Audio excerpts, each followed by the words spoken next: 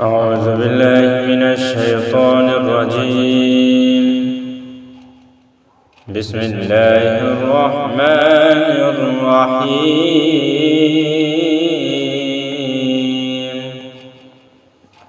قد أفلح المؤمنون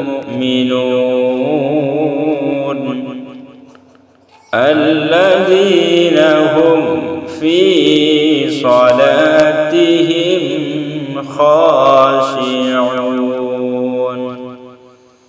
والذين هم عن اللغو معرضون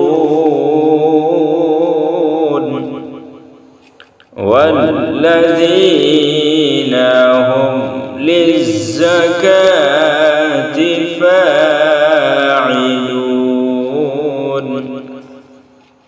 والذين هم لفروجهم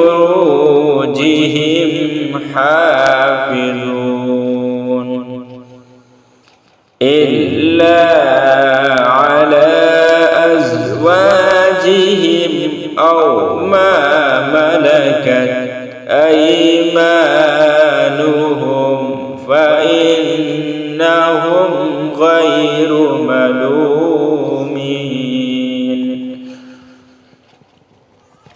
فمن ابتغى وراء